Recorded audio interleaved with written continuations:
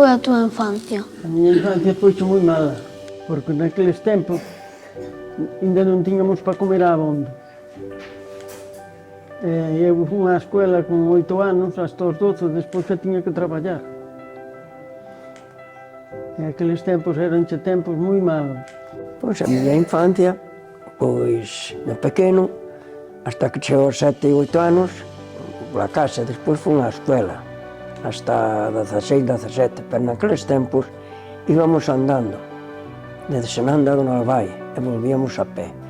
Viñamos comer a mediodía, volvíamos pola tarde, e volver á casa, e despois axudar aos papás a traballar no campo. E ti de maior que vas a ser, ou queres?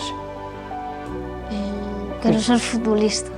Futbolista? Sí. Anda, pois a ver se chegas a ser un amante, un gento, bueno. Vos que queríades ser de maiores cando erades pequenos? Cando éramos pequenos, eu polo menos o que quería era chegar a maior para axudar a meus pais a traballar no campo. E ti? Era o que tiñamos, que ir á escola, que fui á escola hasta 14 anos, despois xa non.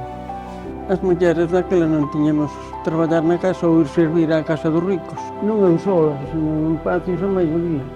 E despois de maiores xa fomos labraran por nós, despois xa medramos un pouco as mulleres.